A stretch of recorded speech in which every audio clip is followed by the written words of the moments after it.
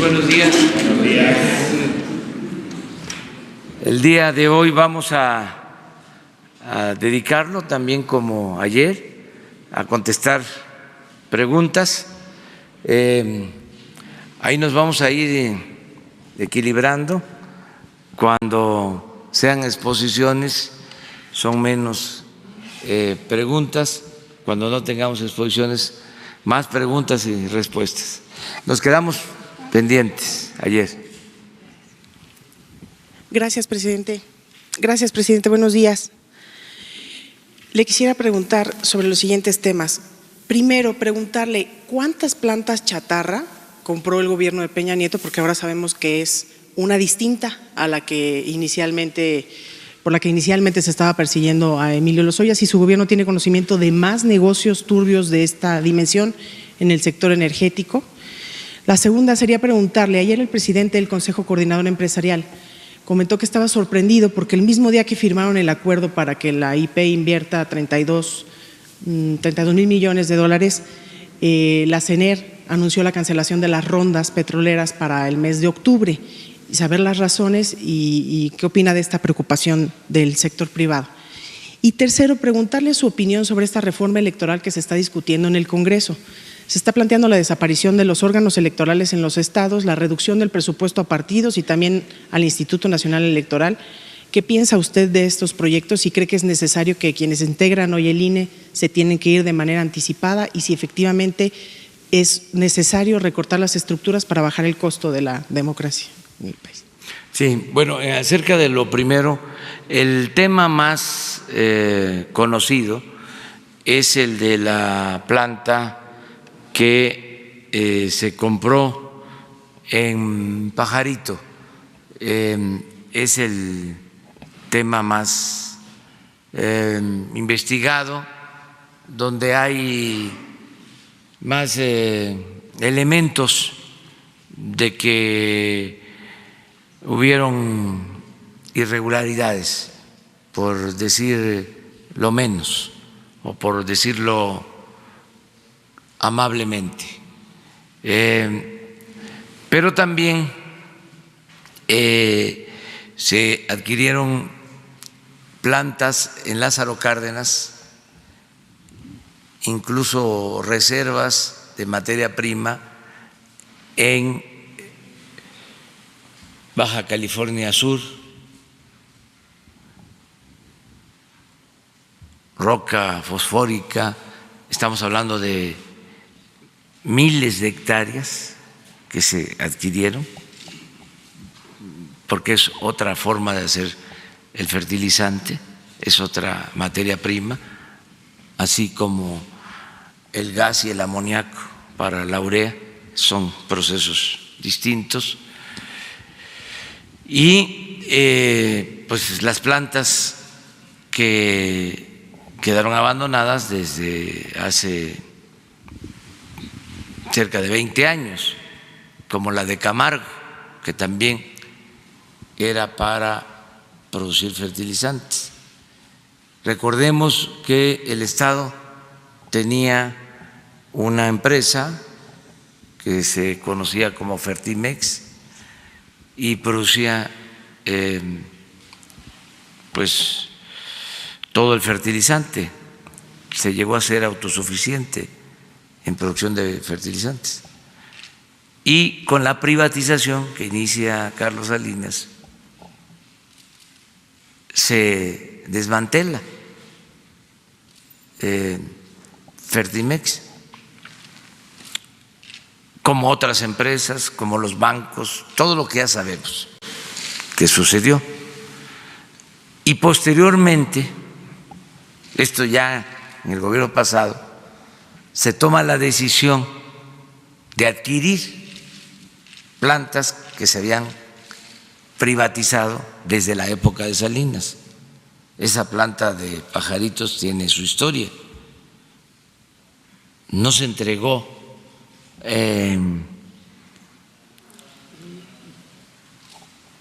al señor Ancira, sino a otra empresa, y esa empresa le vendió al señor Ancira y el señor Ancira consideró que no era negocio poner a producir la planta y se abandonó.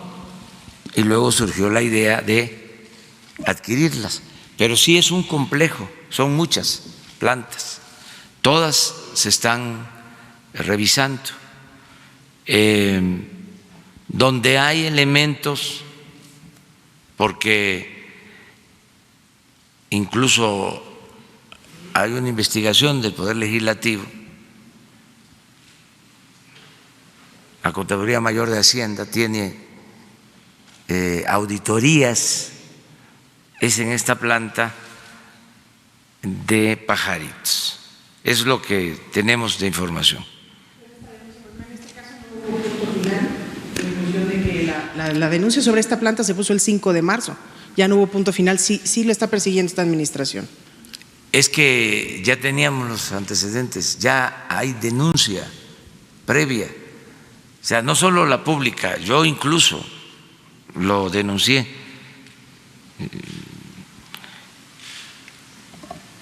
Pero también había al interior del gobierno,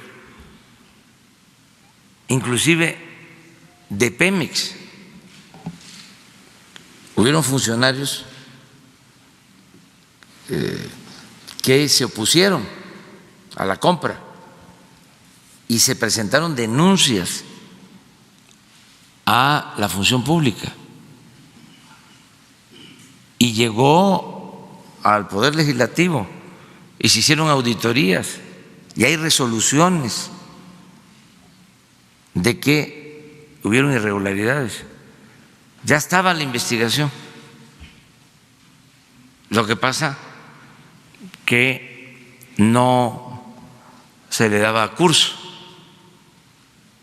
Entonces, cuando llegamos nosotros, encontramos esto y les comentaba ayer que para poder rehabilitar las plantas, porque en general también es importante que se sepa, las plantas están paradas,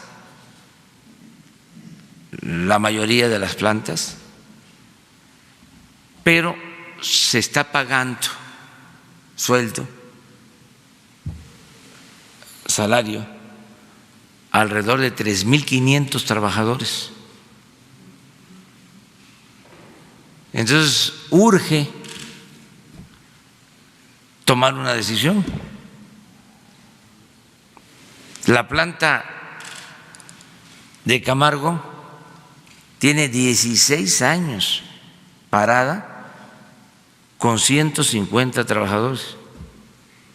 ¿Cuánto cuesta mantener esa nómina, presidente? Pues no tengo las cuentas al detalle, pero es mucho. Es como el caso, hablábamos de los gasoductos. Si tenemos que hablar y buscar una solución, porque en las cláusulas de estos contratos leoninos se establece que si el gasoducto está parado, la Comisión Federal de Electricidad tiene que pagar a la empresa. Por eso los de la empresa no se preocupan mucho en que se resuelvan los problemas, en ir a hablar con los pobladores por donde pasa el tubo, porque están recibiendo recursos. Son de las cosas que estamos atendiendo y vamos a seguir hablando con los opositores para ver los daños que se han ocasionado, si no se les ha atendido.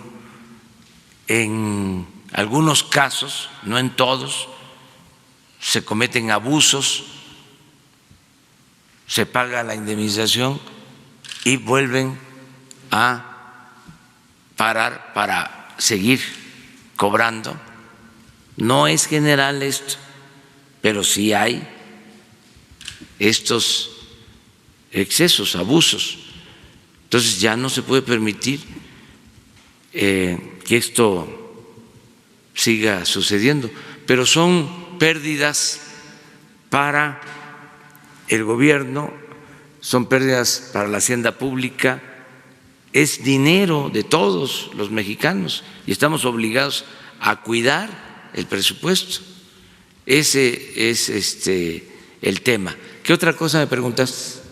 El Consejo Coordinador Empresarial y sus preocupaciones Sí. sobre la cancelación de la Carlos Salazar, lo dije aquí, es una persona honorable, ha ayudado mucho para que trabajemos de manera coordinada, sector público y sector privado. A lo mejor es una falta de comunicación o no una interpretación adecuada. En el convenio que se suscribió se establecen los compromisos y en el convenio hay una cláusula en donde se habla de convocar a quienes tienen contratos en Pemex a partir de la reforma energética para que inviertan y se cumpla con esos compromisos. Sí, es que el acuerdo que tenemos desde hace ya algún tiempo, es más, lo dije desde el inicio, es que no podemos convocar a nuevas rondas en tanto no tengamos resultados de los contratos que se otorgaron. Él dice que hay un crecimiento de la plataforma de 75,000 barriles diarios. No, por eso hablo de que hay un problema de información que vamos a aclarar porque no hay ningún problema con Carlos ni con el sector empresarial. Nada más les digo que la reforma se aprobó hace 4 años, se entregaron 107 contratos y el reporte que tengo, por eso es una cuestión de información, es que cuando mucho la producción de estos contratos es de alrededor de 20,000 barriles diarios. Y bueno, acuérdense ustedes lo que decían cuando se iba a aprobar la reforma energética. Pero no solo es de acordarse, están los papeles, están los documentos, los considerandos de las leyes que llevaron a la reforma energética.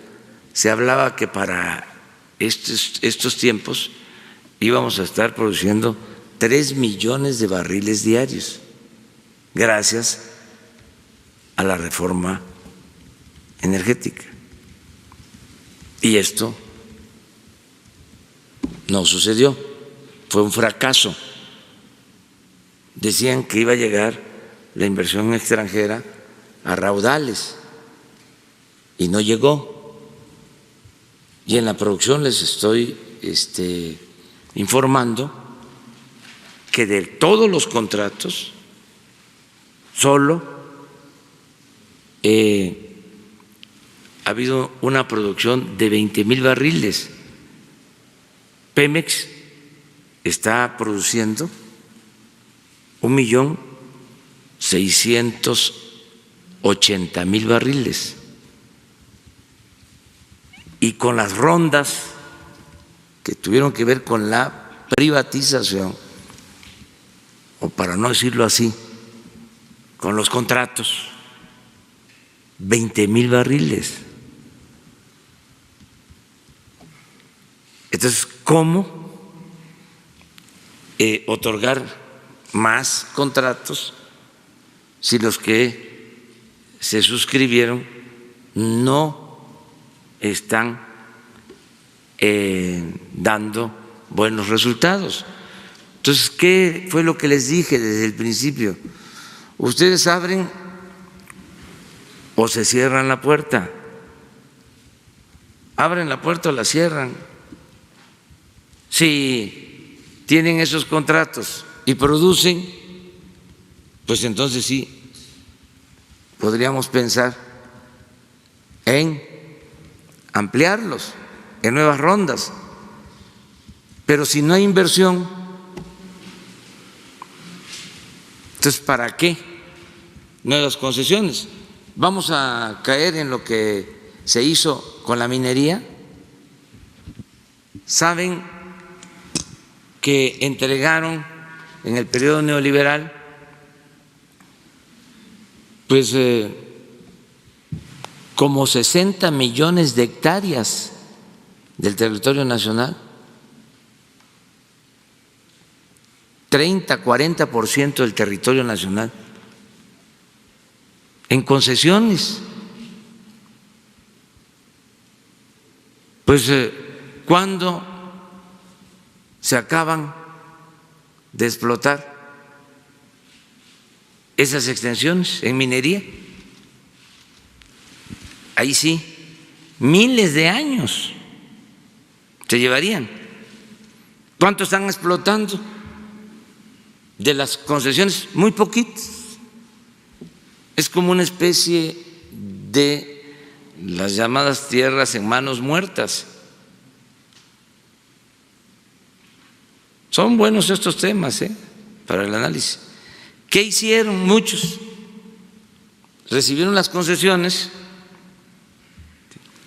y se fueron al mercado financiero, a la especulación.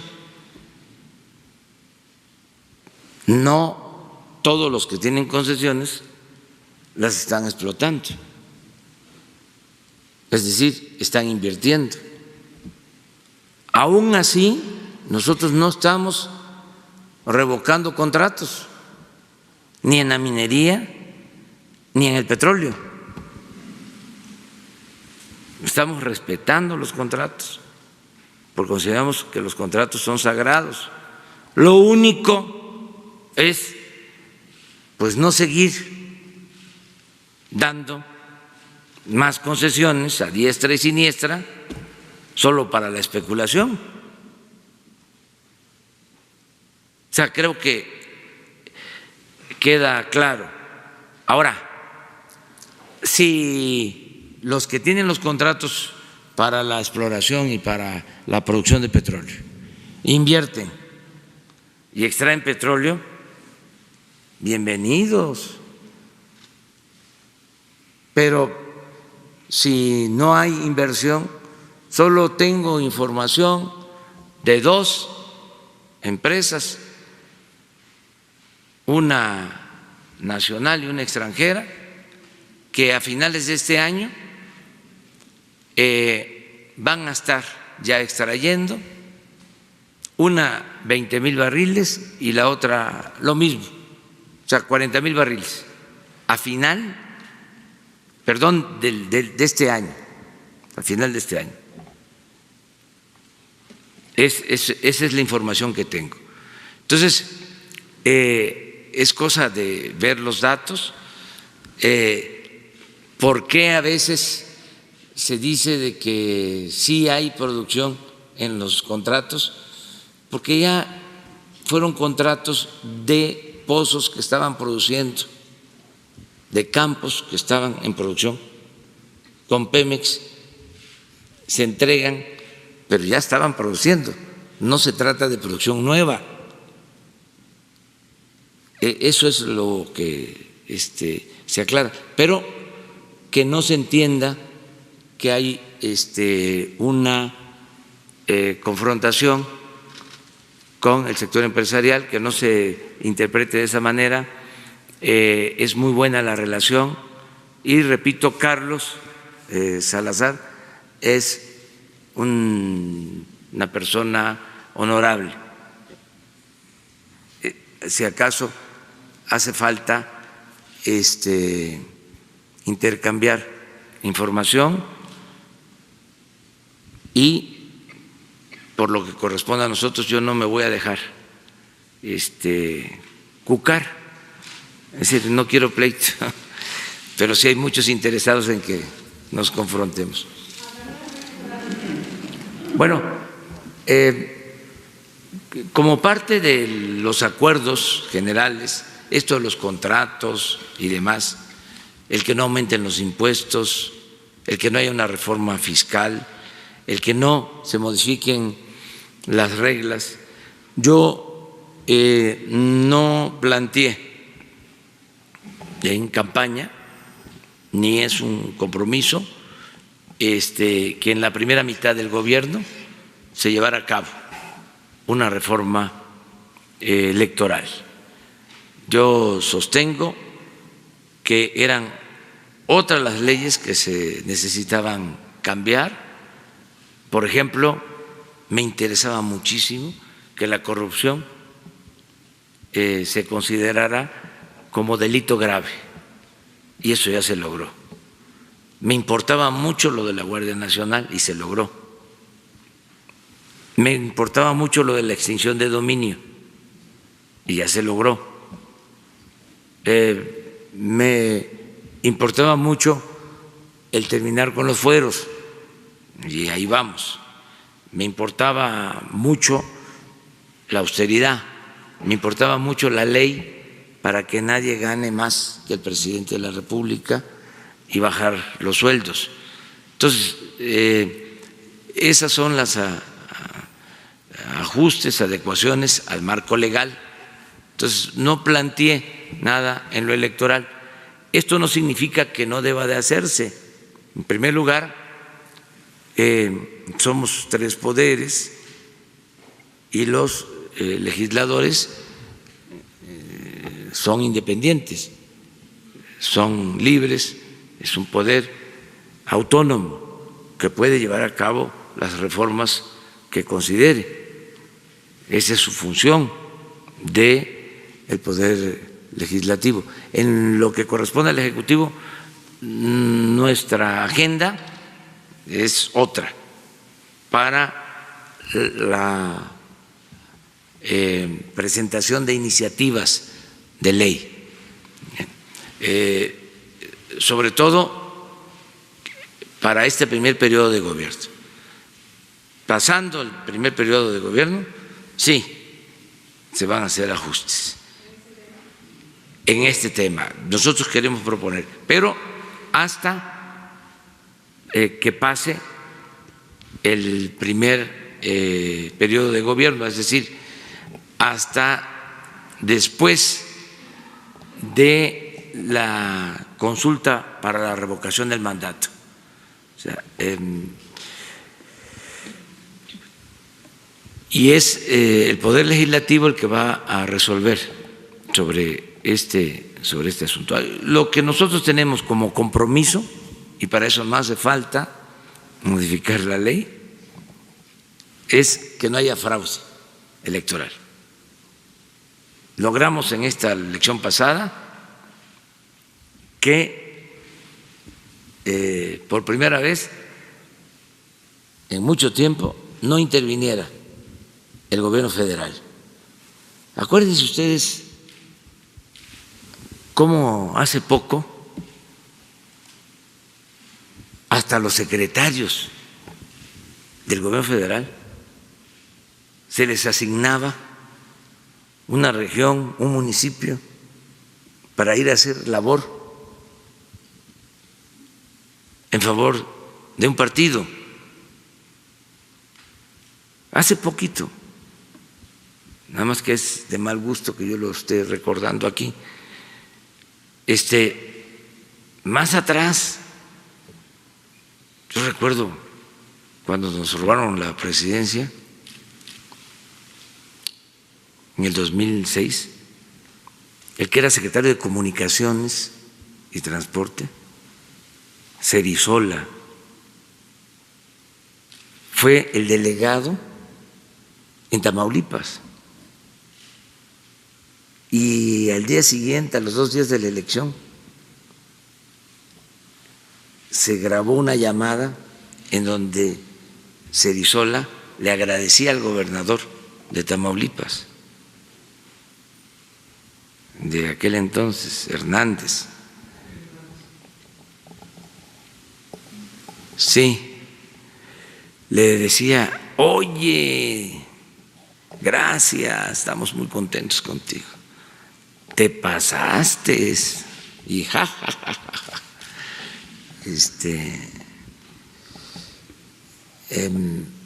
Te agradecemos mucho. El secretario de Comunicaciones y Transportes del gobierno federal, hablando con el gobernador, porque era como el delegado para la elección. Digo, recuerdo esto porque se insiste en que es lo mismo y yo tengo pues que decir que no. No me puedo quedar así callado, ¿no? Para que no prevalezca la amnesia. Entonces, el compromiso que hicimos es no al fraude, no al uso del presupuesto para favorecer a candidatos, a partidos, no la entrega de despensas, no al frijol con gorgojo. Entonces, todo eso, pues en esta elección, por lo que corresponde al gobierno federal, se cuidó, ni siquiera fui a esos estados, por eso estoy ahora visitándolos. Ayer estuve en Aguascalientes, voy a estar el fin de semana en Quintana Roo, porque hubieron elecciones y no había visitado estos estados. Pero ya pasamos, ayer fue de aquí para acá, ahora vamos.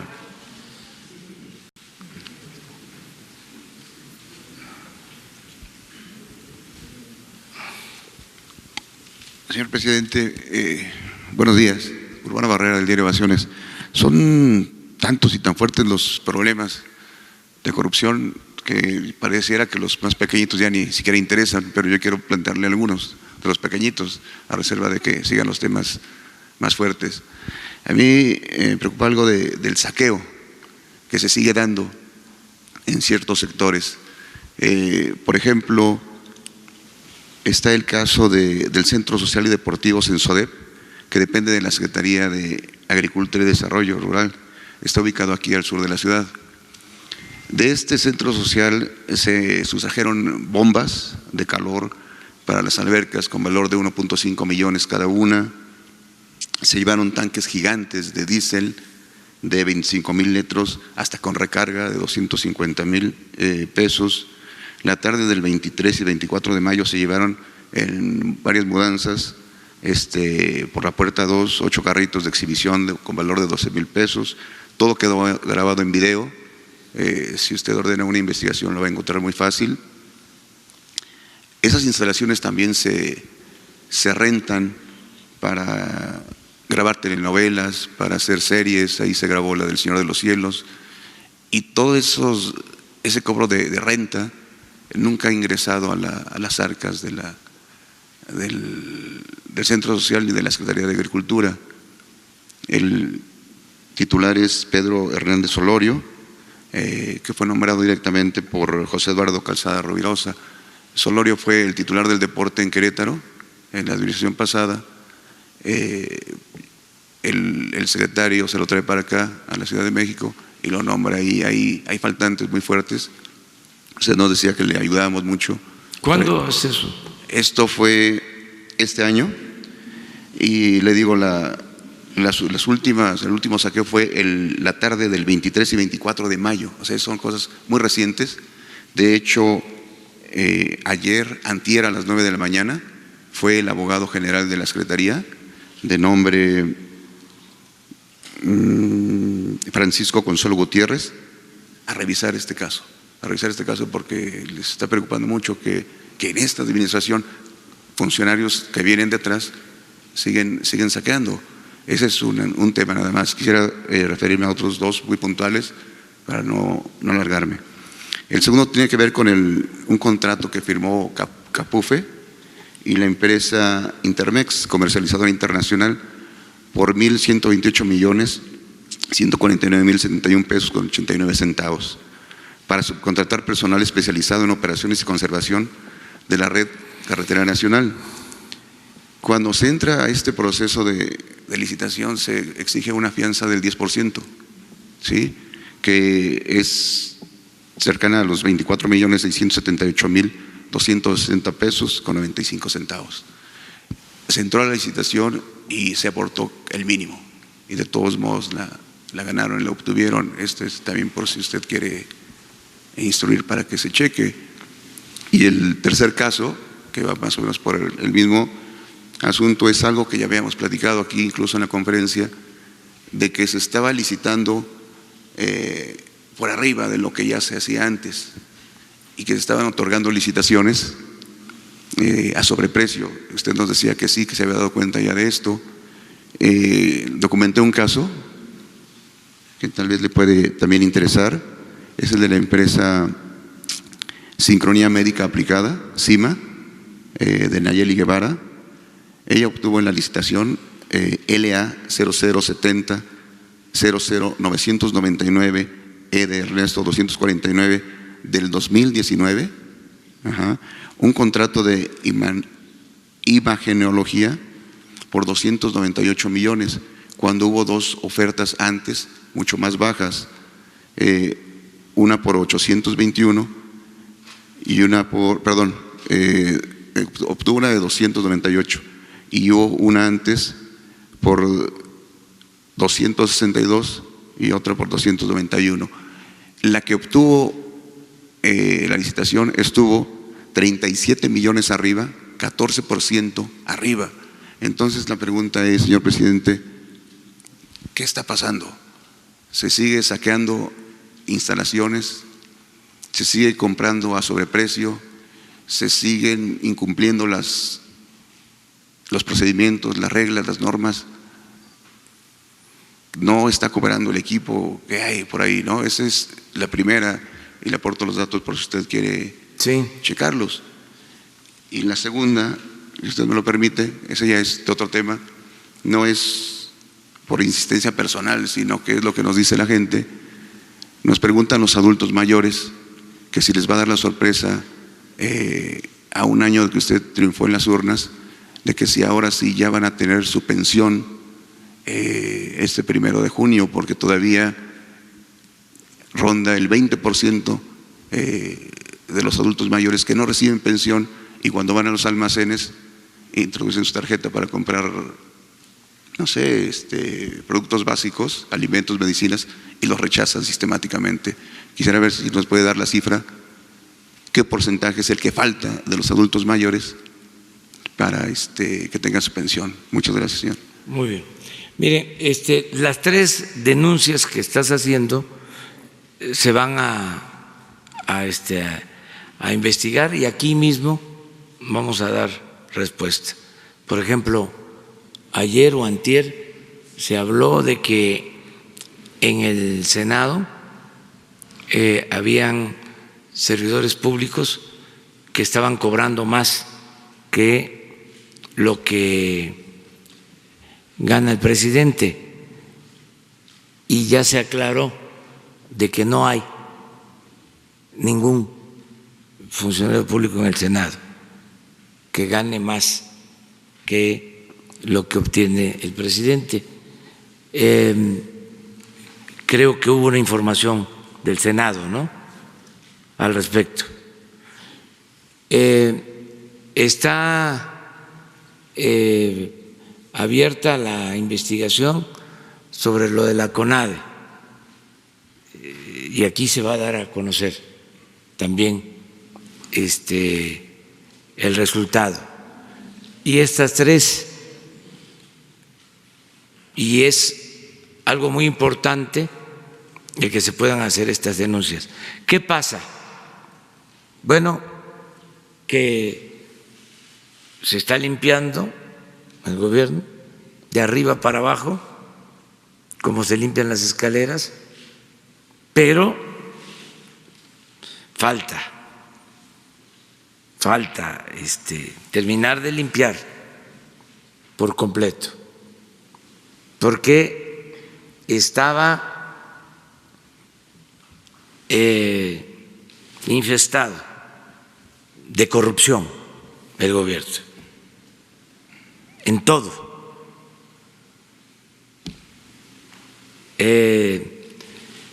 Desde los grandes robos hasta el robo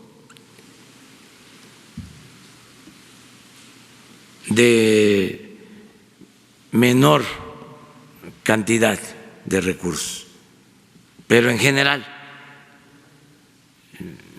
ese es el problema principal que enfrentamos. Y ya estamos limpiando, va a llevar su tiempo, pero va a quedar limpio el gobierno de corrupción. Y no hay impunidad. Y esto ayuda mucho, porque pues ustedes están recibiendo denuncias. El trabajo del periodismo es de investigación y nos ayudan bastante a que todo esto se investigue. Es una Contraloría ciudadana, porque al final de cuentas ustedes representan a la gente. Yo se los agradezco mucho. Entonces, vamos a investigar los tres casos y va a haber respuesta. La otra pregunta. De los adultos mayores. Llevamos como el 90%. En general, debemos de apoyar a 8.500.000 adultos mayores en el país, porque ahora se incluye a todos, a los que también reciben una jubilación en el seguro, en el ISSSTE, en Pemex, en las Fuerzas Armadas, en la Comisión Federal de Electricidad, a todos, es universal. Por eso aumentó mucho y además se entrega el doble, porque les entregaban 1.160 pesos y ahora son 2.550 nacional. Pero hablando de lo mal que estaba el gobierno, aunque parece sencillo, si ya el seguro le está pagando una pensión a trabajadores y ya tiene censos y se sabe cuántos son mayores de 68 años, pues resultaría fácil que de ese padrón se sacara a los que además de la pensión del seguro van a recibir este apoyo adicional que no recibían. Estamos hablando de como 1.500.000 que deberían de recibir este apoyo de asegurados del Instituto del Seguro Social. Bueno, resulta que los padrones no están bien hechos del seguro, como tampoco los del ISSSTE, ¿sí? Y llevamos como 4 meses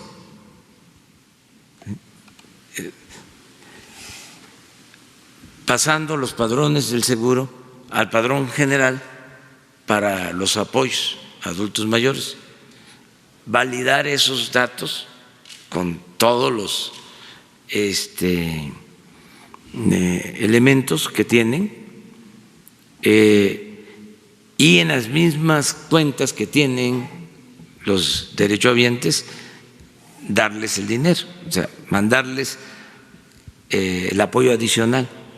Bueno, nos faltan nada más en el seguro 300,000 que están mal los datos de los trabajadores. Entonces, es un trabajo que se está llevando a cabo, por eso la demora, por eso el 90%, pero tenemos que avanzar y terminar. Lo otro que se dificulta es el entregar el apoyo en comunidades muy apartadas, porque solo hay sucursales bancarias en el 70% de los municipios. Esto es de las cabeceras municipales. Entonces, hay municipios completos, como comunidades donde viven adultos mayores que no tienen cómo recibir el apoyo. Y ya no queremos seguir manejando efectivo, queremos que todo sea por tarjeta, pero tenemos que resolverlo para que lo que era Bansefin y ahora va a ser Banco del Bienestar se extienda y tenga sucursales en todos los pueblos, para que el adulto mayor, como el becario, como la persona con discapacidad, tenga su tarjeta. Entonces es un proceso, por eso hay esta demora. En el caso de la Ciudad de México, como cambió el sistema, ya no es la tarjeta para ir al centro comercial y adquirir una cantidad para la compra de alimentos o de bienes, sino ahora es también dinero en efectivo. Como hay ese cambio, también está demorándose, pero ya se están entregando las tarjetas y yo espero que muy pronto se regularice todo. Eso es.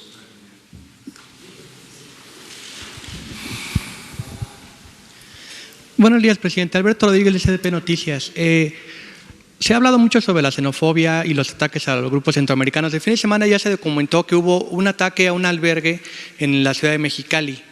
¿No sería este un buen momento para reforzar las medidas de seguridad hacia esta población? Eso por un lado. Y por otro, sobre el proceso, sobre la posibilidad de la revocación de mandato, ¿no estaremos en un escenario en el cual habría 3 elecciones en el mismo año? O sea, imaginemos que fuera la consulta en marzo, pero que usted no resultara ratificado.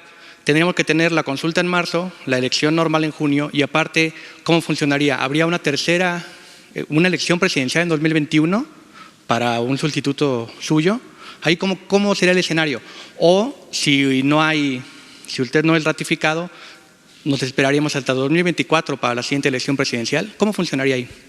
Gracias. Bueno, de acuerdo a la Constitución, si la renuncia del presidente se da antes de los 2 años, se convoca elecciones. Si no es así, entonces el Congreso elige, pero puede haber una modificación constitucional para que se haga también una elección. Y no hay que tenerle miedo a las elecciones. O sea, es costoso porque lo hicieron costoso para imponer la antidemocracia, simularon, como en otros casos, con aparatos onerosos. Por eso cuestan tanto las elecciones en México. Eso no pasa en otros países del mundo. O sea, el costo de las elecciones en México es de los más elevados en el mundo. Y es de los países con más antecedentes de fraudes electorales en el mundo. Es como todo, cómo crearon toda esta constelación de instituciones, que el Instituto de la Transparencia, que el Instituto Anticorrupción, que la manifestación de bienes, que no sé cuántas cosas. Y creció la corrupción en el periodo neoliberal como nunca. Ya lo hemos dicho, nunca se había visto un saqueo en México, en toda la historia, como el que se llevó a cabo en el periodo neoliberal, ni siquiera en los 3 siglos de dominación colonial. Lo podemos ver con datos. ¿Cuánto se llevaron de oro y de plata a Europa en los 3 siglos de dominación colonial? ¿Y cuánto han extraído de oro y plata en el periodo neoliberal? Pues en 36 años significa como 5 veces más lo que han extraído de minerales en el periodo neoliberal que lo que se llevaron en 300 años los colonizadores. O sea, un saqueo sin precedente. Acabaron con todo. Lo más que decía yo, tenía tanto la nación que todavía dejaron cosas, y con esos bienes que nos dejaron vamos a rescatar a México, vamos a sacar adelante al país. Entonces, sí, a tu pregunta contesto de esa manera, ¿no? Hizo ayer del 21 de marzo del 21. Sí.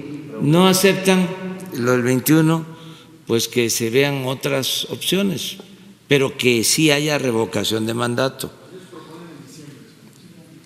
Se puede ver que haya revocación de mandato y que también aplique, si se puede, para gobernadores y otros funcionarios.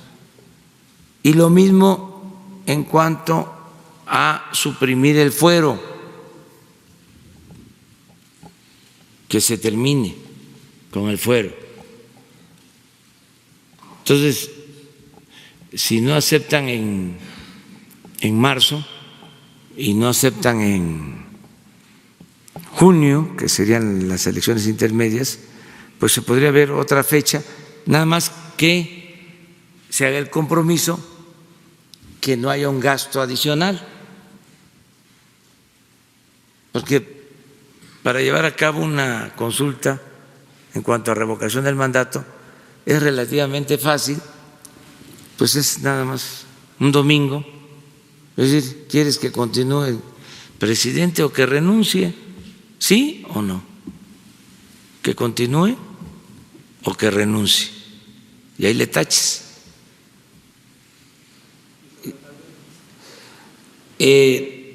Yo sigo haciendo un llamado. Ayer lo hice de nuevo en Aguascalientes para que no se maltrate a los migrantes, que se les respeten sus derechos humanos, que no se desate la xenofobia, que es el odio, el rechazo al extranjero, que eso es inhumano, es injusto, y lo he dicho, es anticristiano. Y se están creando condiciones para apoyarlos, apoyar a mujeres, apoyar a niños. Voy a tener una reunión mañana con este propósito de la protección de los niños migrantes. Y mañana también vamos a estar con el presidente de El Salvador para tratar este asunto. En el caso de los albergues, Horacio Duarte tiene esta instrucción, está trabajando para que se tengan albergues con buenas condiciones, esto es que haya alimentación, atención médica, que se cuide de manera especial a los niños, a las familias. Están ayudando integrantes de la sociedad civil, de organizaciones sociales, porque lo de la sociedad civil no es exactamente estos de la sociedad civil, no todos desde luego, no quiero generalizar, pero son como partidos políticos, pues. Pero sí hay organizaciones sociales que ayudan. Acabo de tener una reunión con los integrantes del episcopado y un tema que se trató fue ese, el de albergues a migrantes, y ellos tienen una pastoral social que atiende a migrantes y vinieron a ofrecer apoyo en sus albergues y a que haya un trabajo conjunto, y ya se están estableciendo relaciones. Las iglesias evangélicas hacen lo mismo, organizaciones sociales no religiosas también. O sea, hay una labor humanitaria en apoyo a migrantes, y vamos a estar pendientes para que no haya contaminación de estos sentimientos, de estas actitudes en contra de migrantes.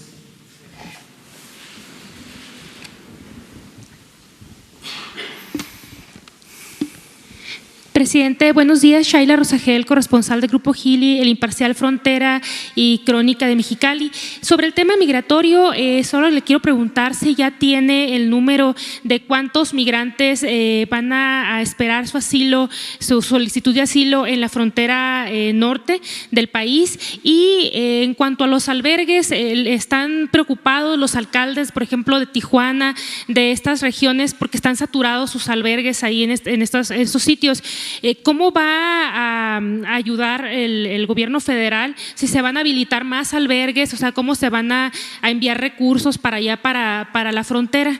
Esa sería una pregunta en el tema migratorio. Y sobre la carretera 4 carriles de Sonora, el secretario Javier Jiménez Espriu dijo que en junio se concluiría la carretera en Sonora, y bueno, ahorita quedan varios tramos todavía que no están concluidos. Todo parece que pues faltan 11 días para que se acabe junio, que no se va a concluir. Si hay una nueva fecha, ¿qué nos puede decir al respecto sobre la conclusión de la carretera? Y una tercera y final pregunta sobre los megaproyectos que se acordó con los gobernadores, si ya le han propuesto megaproyectos para los estados y cómo funcionaría, o sea, cómo sería el apoyo, si ya tiene de Baja California y de Sonora propuestas de megaproyectos en las reuniones que hizo con gobernadores.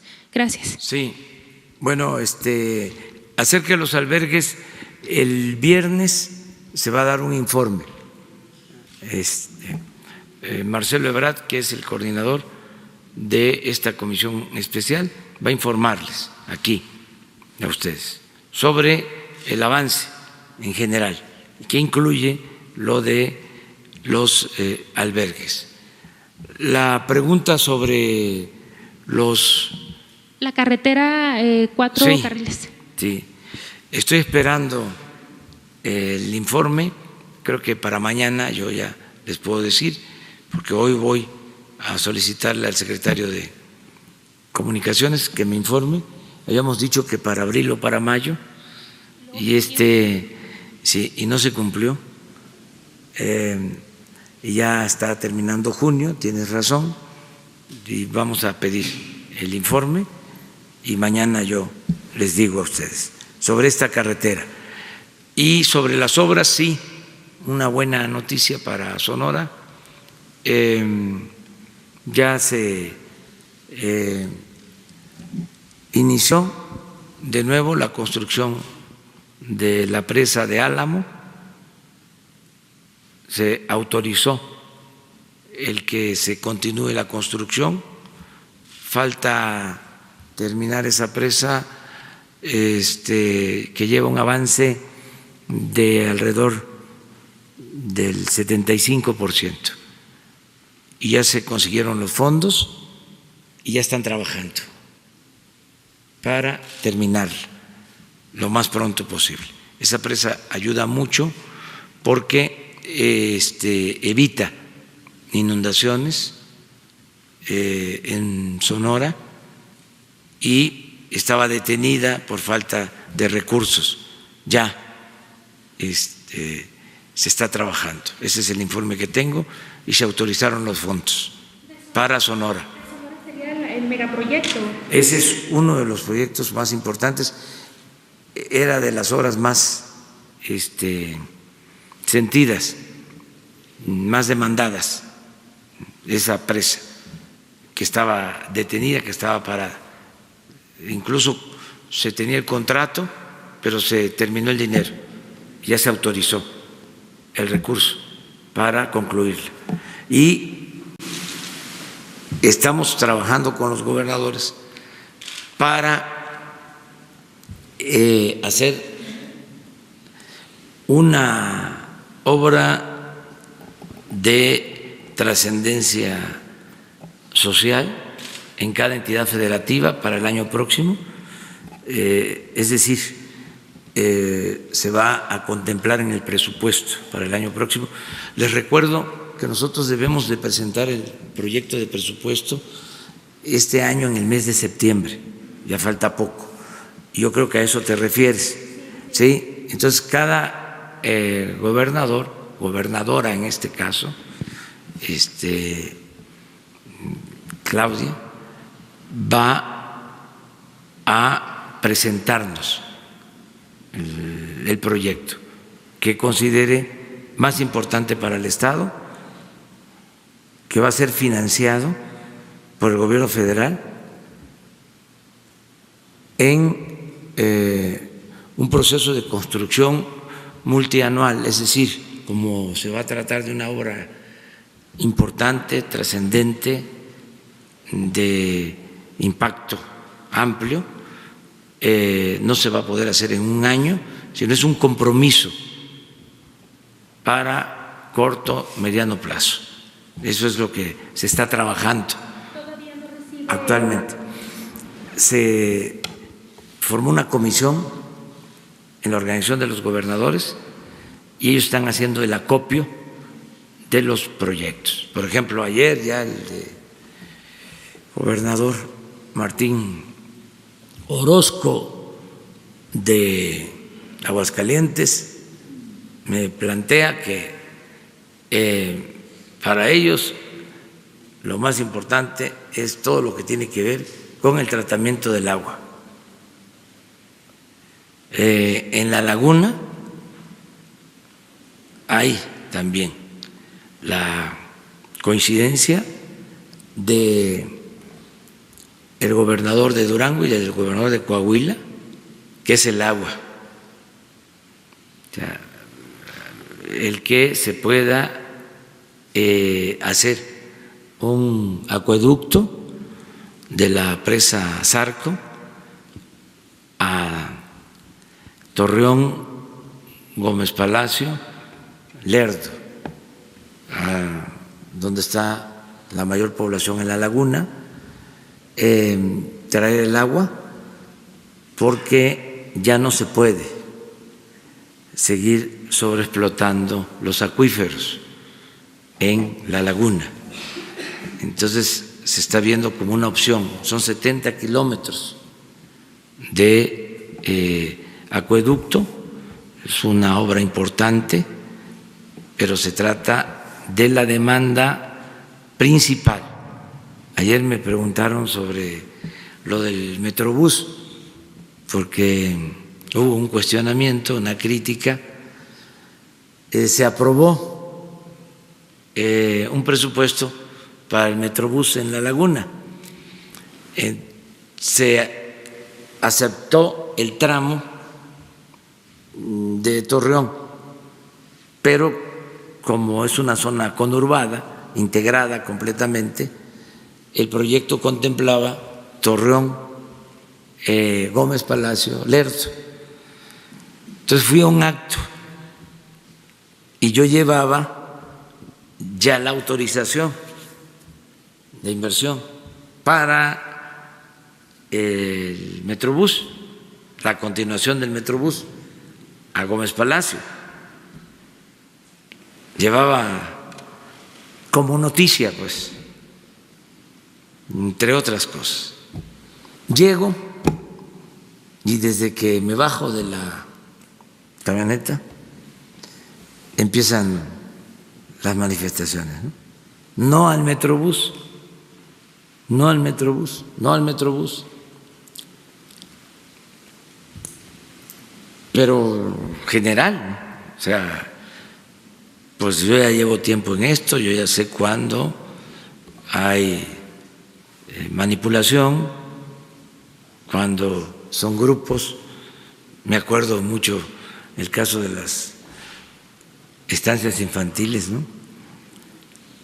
Que iba yo a los actos ya como presidente electo y veía mantas bien hechecitas en todos lados, ¿no? Al estilo antiguo. Gracias, señor presidente. Y iba yo a otro acto y gracias, señor presidente. Y resultó que eran las estancias, pues, porque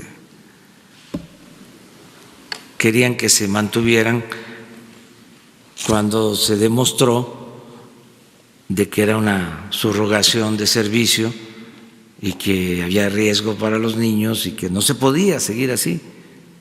Además, que se tenía que entregar el apoyo de manera directa a los padres, a las madres. Pero uno se da cuenta de cuándo es auténtico y cuándo hay manipulación de por medio. Entonces, en este caso, empecé a notar de que era general y se sometió a consideración en la Asamblea. Se cuestiona mucho esto, pero ¿cómo vamos a llevar a cabo una obra que no quiere la gente? O sea, ¿cómo vamos a imponer? Ahora sí, una obra. Si les digo, yo iba con información para decirles, ya obtuvimos los recursos para que se construya el Metrobús. Yo pensaba que lo iban a aplaudir. No, resulta que lo vinculan con corrupción. ¿Quién sabe por qué? Pero rechazo. No dejo de considerar que hay concesionarios, ¿no?, del transporte público que tampoco les conviene lo del Metrobús. Todo esto, ¿sí?, interviene. Ahora que estuve en Los Mochis, también una protesta fuerte por la construcción de una planta de amoníaco para hacer fertilizante, una manifestación fuerte, y ahí divididos, los que quieren y los que no quieren. Los que quieren porque dicen que si ya se hace la planta de fertilizante, se benefician porque están comprando caro el fertilizante. Y dicen los que quieren que los que están promoviendo que no se haga son los que venden el fertilizante. Entonces todo eso lo tiene uno que escuchar y revisar si se pone una planta y no hay riesgos, si realmente no se contamina,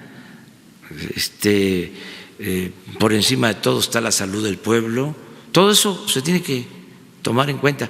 Yo le confío mucho a la gente porque el pueblo tiene un instinto certero, sabe lo que conviene y lo que no conviene.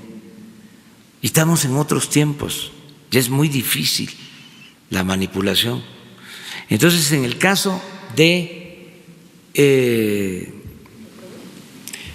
el Metrobús, cuando me toca intervenir, pues hay ahí 5,000 gentes o más, 5,000 personas, y aprovecho para decir, a ver, pues vamos a medirle el agua de los camotes, ¿no? Ya, pues bueno, pero pues yo lo que noté y se grabó es que el rechazo fue casi unánime. Por eso, pero estoy hablando de un número considerable. Entonces, de una población. bueno, en ese caso se podría hacer la consulta formal, pero no con el INE, con todo respeto, porque si no va a costar más que el Metrobús. No, que la gente se organice y que voten un domingo, sí o no. Pero también es muy importante de que cuando dicen no, a ver, entonces ¿en qué se invierte el dinero? Y gana el agua, que es una necesidad. Entonces no quiere decir que se esté imponiendo, es una decisión de la gente. El pueblo manda en la democracia. Es que antes ni se tomaba en cuenta la gente. Es más, el régimen autoritario, pero no solo en el periodo neoliberal, desde los gobiernos posrevolucionarios, la concepción de los políticos, la idea de los políticos es que el pueblo no contaba,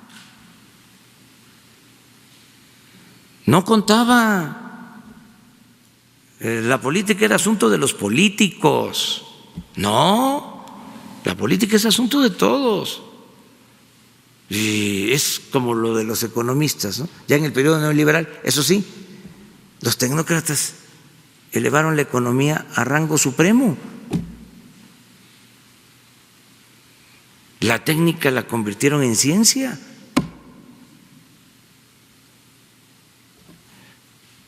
Y lo mismo, ¿no? Son temas muy complejos, difíciles de comprender. La gente no sabe. ¿Cómo no va a saber la gente? De economía y de política, y si se explica, si se informa, y todos tenemos que participar y tomar decisiones. Esa es la democracia participativa. No es nada más la democracia representativa. A ver, votamos para que haya una autoridad y cada 3, cada 6 años nos vemos. No, es democracia, gobierno del pueblo, para el pueblo y con el pueblo. Ahora sí que mandar obedeciendo. Entonces, esto, como se dice coloquialmente, les mueve el tapete a los políticos tradicionales. Tienen que ser los expertos.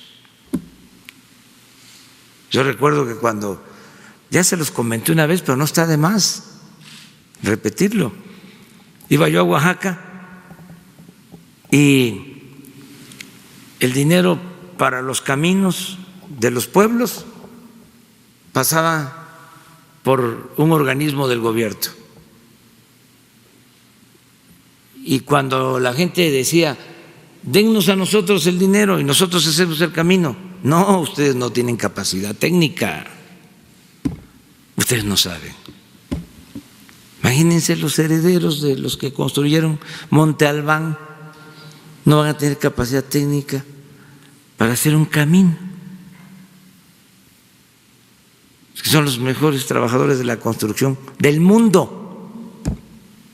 Nada era una justificación para ellos manejar el dinero y para robar, para dar contratos allegados a las empresas que les entregaban sobornos, moches.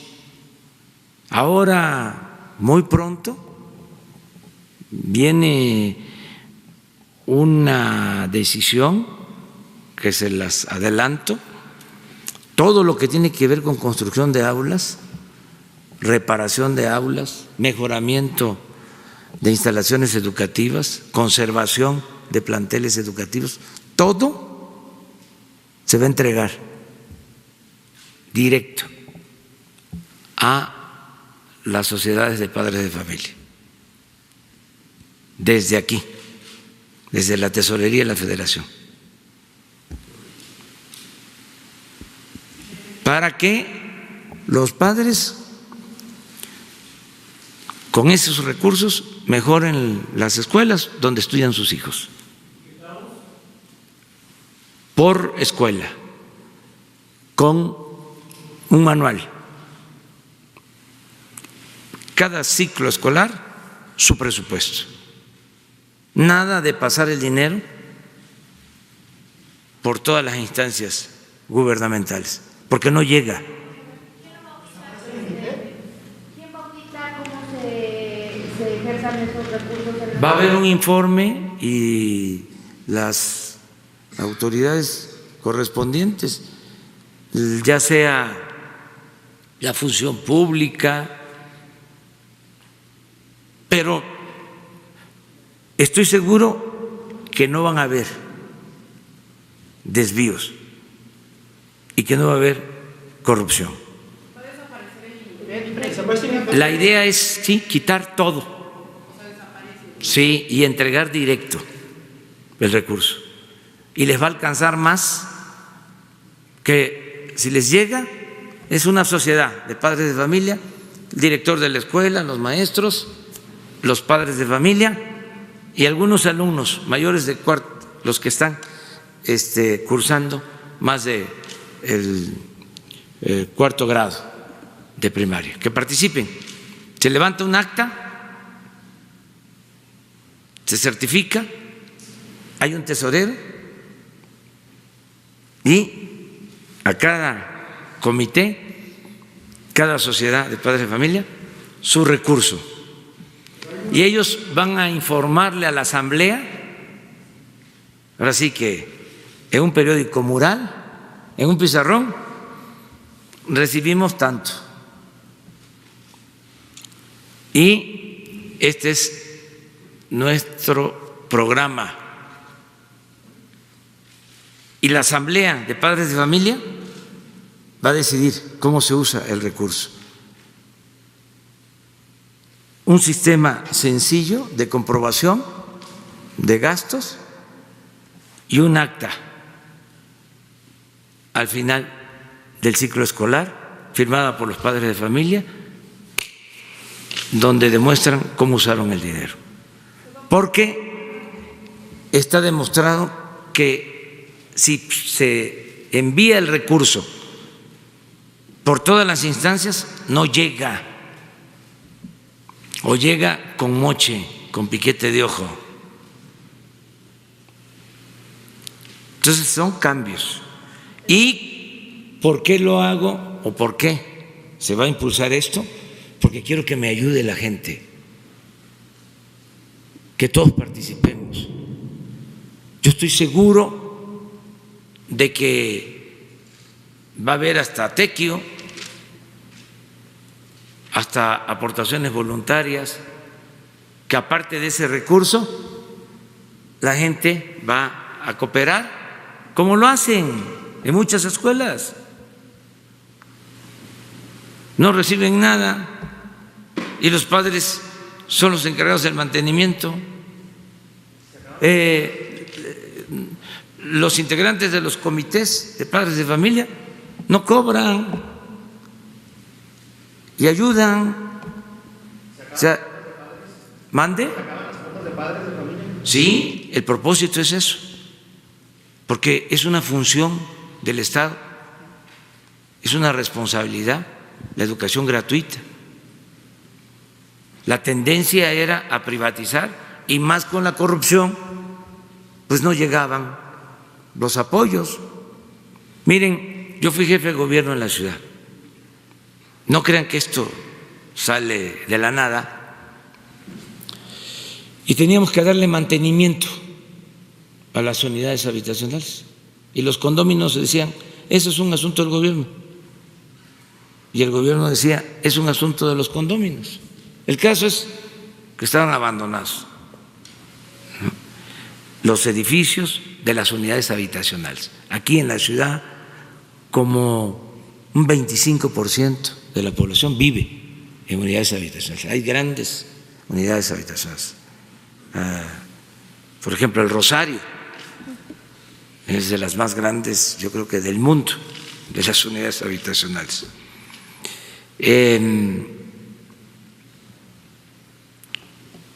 ¿Qué hicimos? Imagínense darle mantenimiento a 1.500 unidades habitacionales. ¿Cómo se hace? Bueno, se formaron comités con los condóminos. Ellos formaron su comité, una asamblea, y se les entregaba su cheque para el mantenimiento.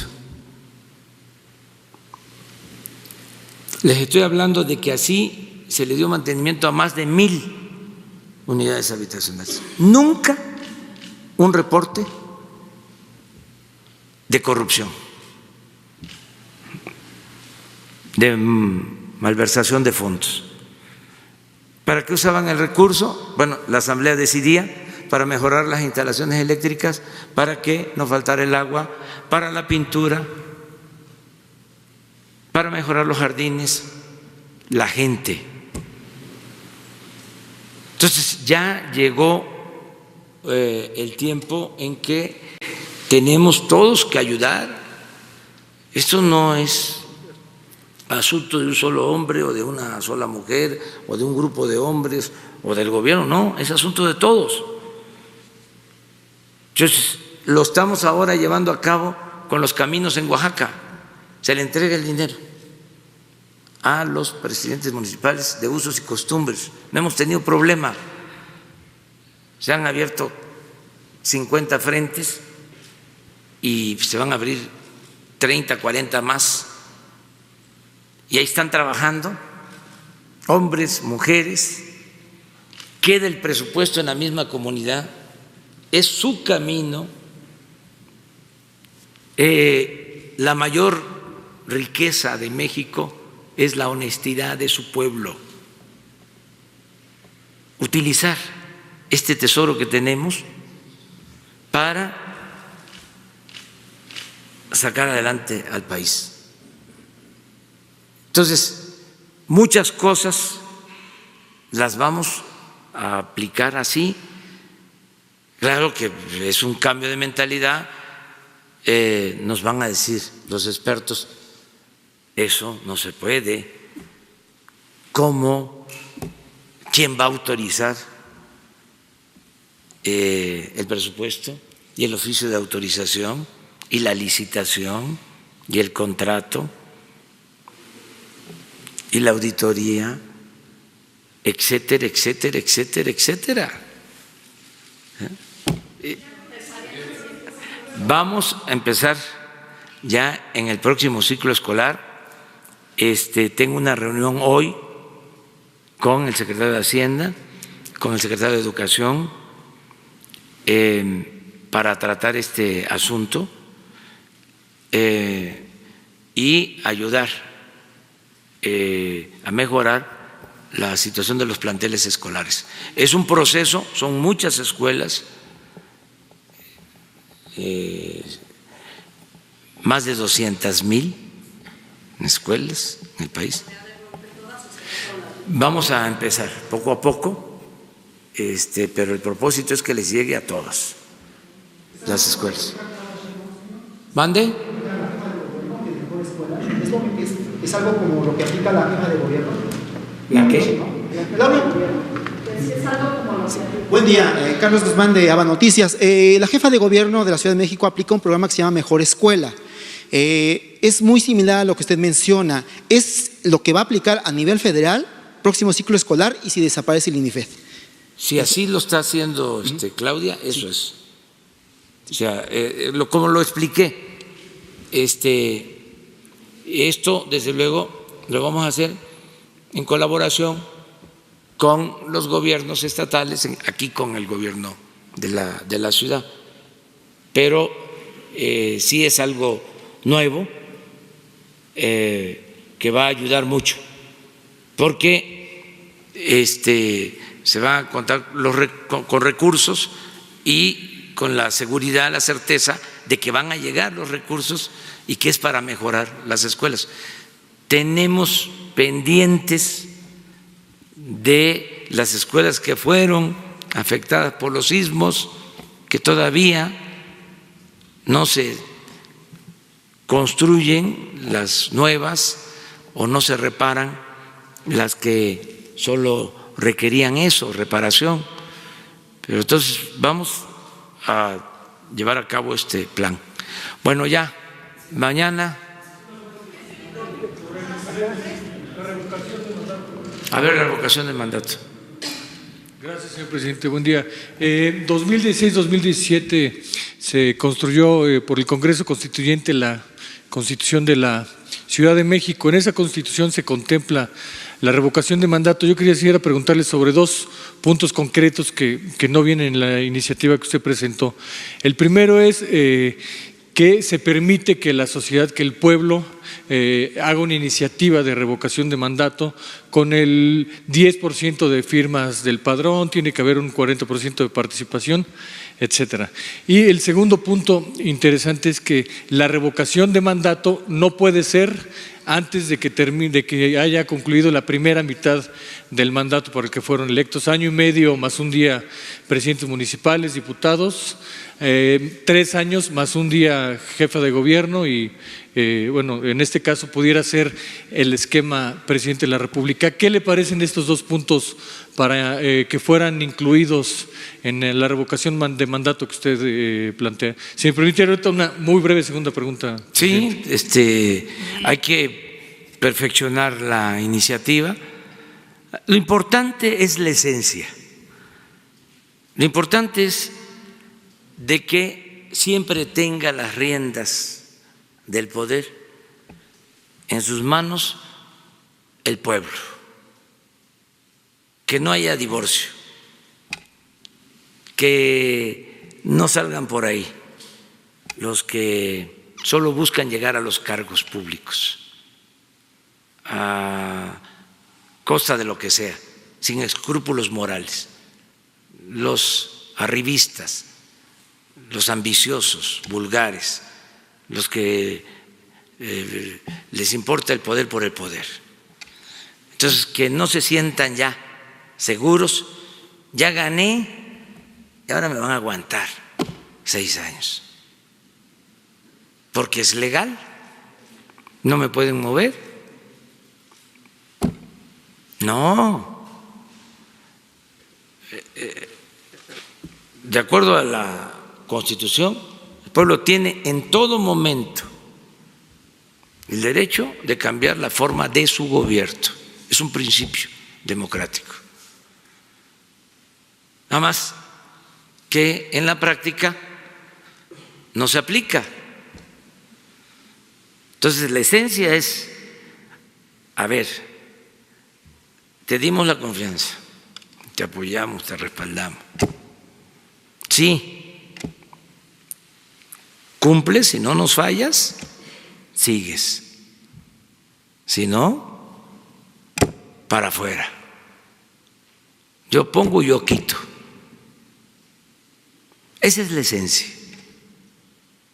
Y no debemos de tener preocupación de que va a haber inestabilidad. No, hay más inestabilidad con un gobierno corrupto, que lo tengas que aguantar 6 años. No voy a poner ejemplos, pero ahora sí que, como decía el finado Juan Gabriel, pero qué necesidad de aguantar tanto tiempo, que no en 2 años es suficiente para saber si salió bueno o malo el gobierno, porque pues 6 meses, 1 año, y aún así yo acepto pues que en 1 año van a estar las bases para la transformación de México, en 1 año, este año. Por eso vamos avanzando, pero que quede establecido, es parte de la 4ª transformación de la vida pública del país. Sí. Del año electoral en diciembre de 2020. Sí, lo más importante es que se le pregunte al pueblo. Lo más importante es establecer en la práctica el principio de la revocación del mandato. ¿Sí? Lo otro es el tiempo, y otra cosa que también es importante, pero no es la esencia, aunque sí se tiene que tomar en cuenta, es que no se gaste. Depende.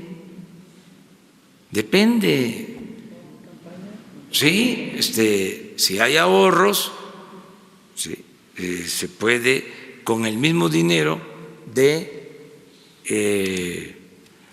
la elección federal, puede alcanzar para hacer la consulta. Para hacer más.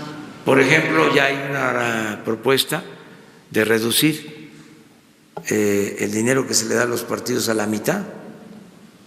Eso sería no para darle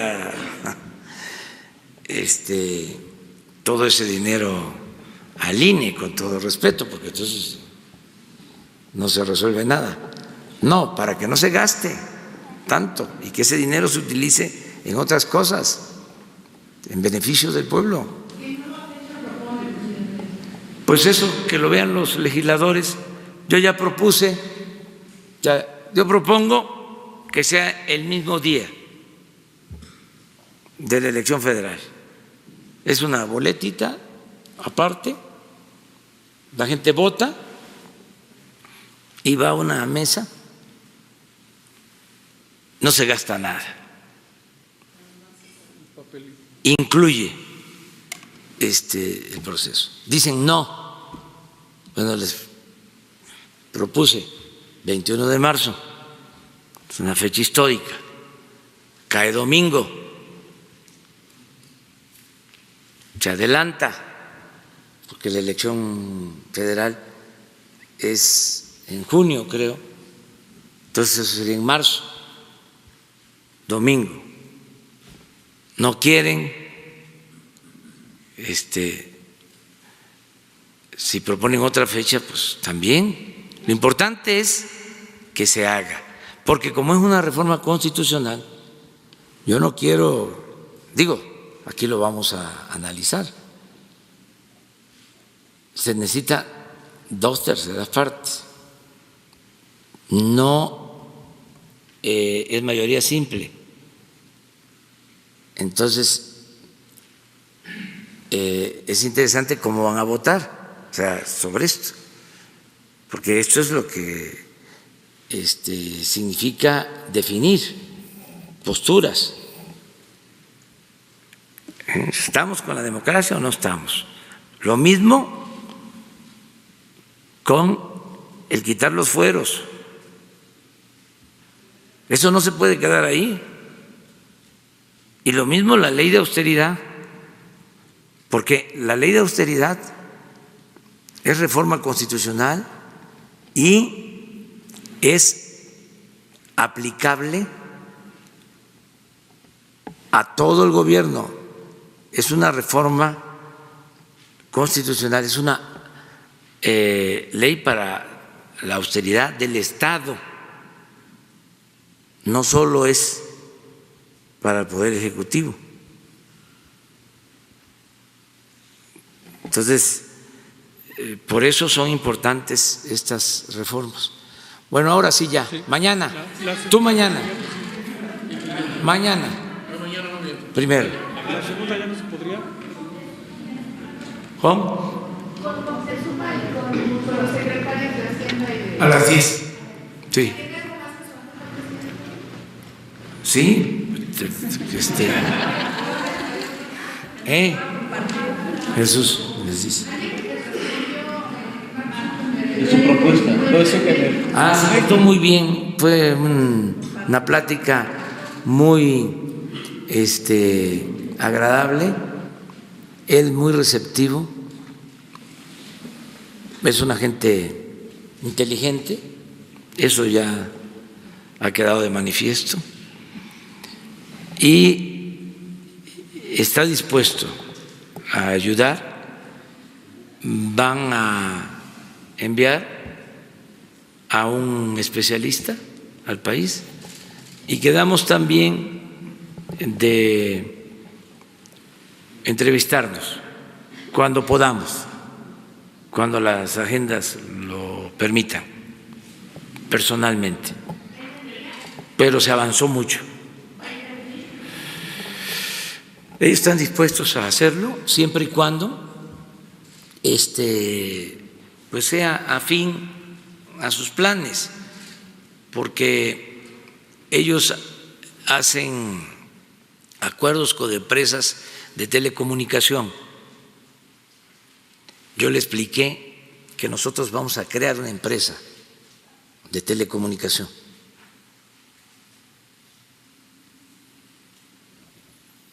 Y lo que buscamos es asociarnos,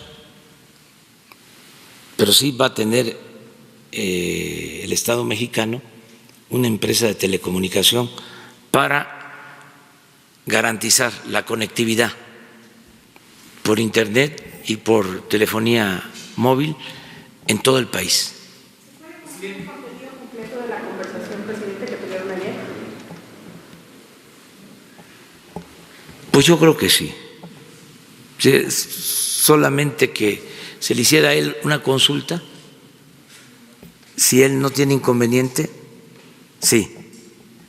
Si él dice que no, pues no podríamos hacerlo nosotros, no sería correcto. ¿Mande? ¿Slim quedaría fuera de este proyecto de Internet para todos? No, porque lo que se está buscando es que se abra la competencia, que las empresas de telecomunicaciones avancen. Hay proyectos ya, pero ¿qué sucede? De que le dan más importancia a las ciudades, a lo que llaman el mercado. Entonces los pueblos marginados, pobres, no son tomados en cuenta. No lo ven como negocio. Entonces se concentra el servicio en las ciudades y tenemos el 80% del territorio nacional sin comunicación por Internet. Entonces eso no puede seguir sucediendo. Entonces esta empresa nueva del Estado va a hacer lo opuesto que hacen las empresas privadas de telecomunicaciones. ¿Qué hace una empresa privada de telecomunicaciones? Empieza del centro a la periferia. Nosotros vamos a empezar de la periferia al centro. Eso no significa cancelar ninguna concesión e impedir que todas las empresas puedan participar. Pero si nosotros no intervenimos, se termina el sexenio y no van a tener Internet los pueblos. Va a empezar a operar, esperamos que el año próximo. Ya se está constituyendo la empresa. Ya hablé con los integrantes del Consejo de Comunicaciones de IFETEL para solicitar, una vez que se tenga la empresa constituida, la concesión, y ya teniendo la empresa con la concesión, vamos a utilizar toda la infraestructura de la Comisión Federal de Electricidad, que llega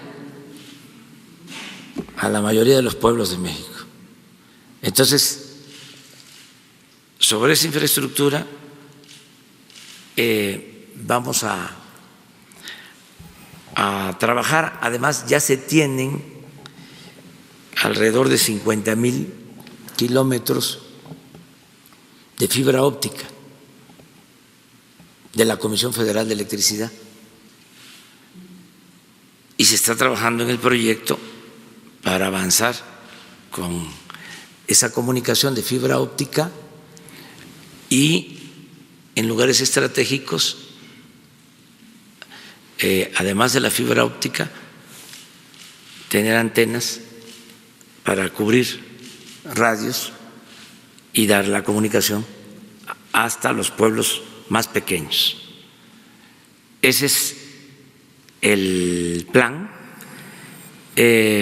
Nos vamos a apoyar en la Comisión Federal de Electricidad porque es la institución que tiene la mayor infraestructura, pero además tiene a los trabajadores que son de primera para el mantenimiento de las líneas y para todo el servicio. Es una empresa importante. Esto va a ayudar mucho. Esta es una transformación Imagínense que en todos los pueblos haya comunicación por Internet, que tengamos Internet en las unidades médicas rurales, en los hospitales, en las escuelas, en las plazas públicas. Les hablaba yo del Banco de Bienestar, cómo tenemos sucursales en pueblos apartados si no tenemos comunicación por Internet. Entonces, es algo muy importante el que podamos llevar a cabo este plan, y es un compromiso que ya hicimos. Bueno, ¿mande? No, no queda fuera nadie. Vamos a competir.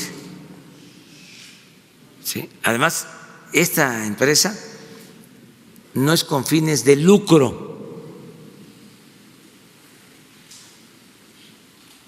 es un servicio social, es como la educación pública, gratuita.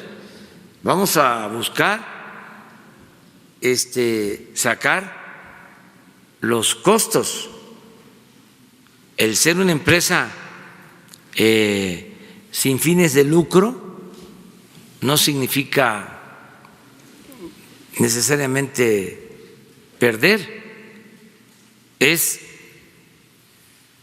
obtener los costos de operación sin ganancias. Claro que la ganancia es muchísima si no se mide solo en dinero, si se mide en cuanto a la importancia que va a tener para la comunicación,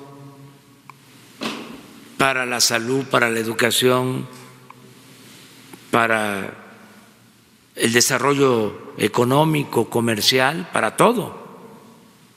Es que en ese 80% del territorio que no tiene Internet está el potencial de México, están los recursos naturales de México, esa es la riqueza de la pobreza que siempre se ha despreciado. Entonces, es un cambio. Y la plática con el fundador de Facebook fue muy buena y en muy buenos términos.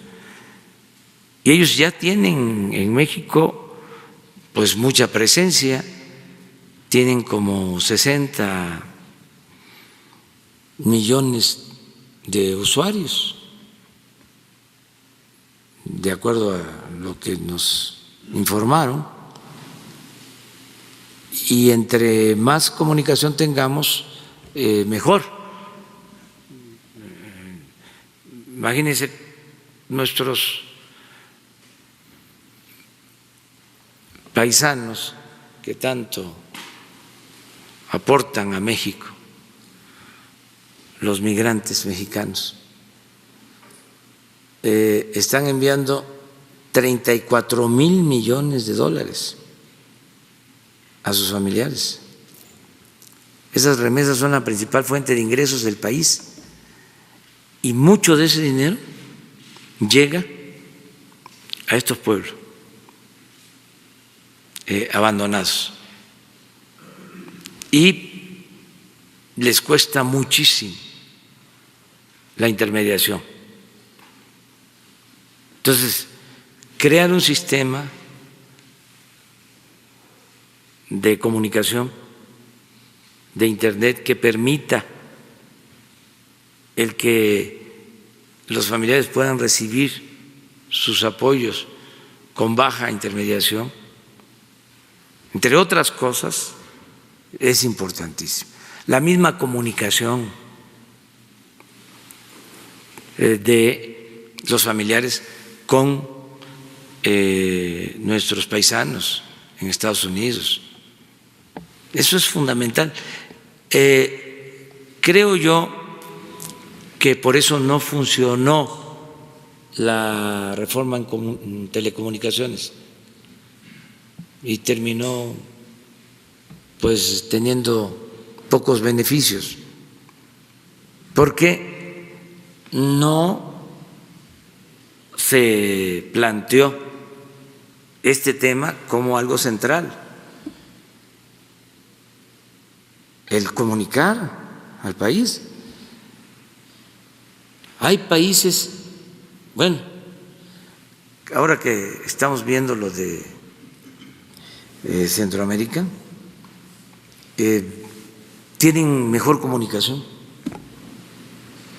que la nuestra. Hay un dato que avergüenza. Es más alto el salario mínimo, pero considerablemente más alto el salario mínimo en Guatemala, en Honduras y en El Salvador que en México.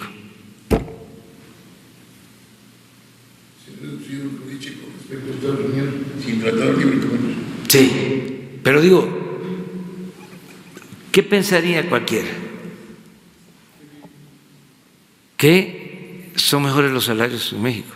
No, el salario mínimo en México, a pesar de que aumentó 16% como nunca en 36 años, entonces, ¿qué hicieron estos tecnócratas?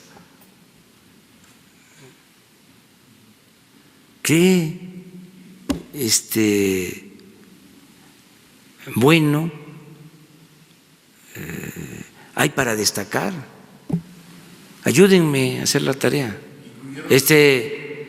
Saquemos lo bueno, porque a lo mejor yo estoy muy influenciado. ¿Ah? No, tanto no. Pero ahí, si lo permite, les damos el audio completo. Bueno, muchas gracias.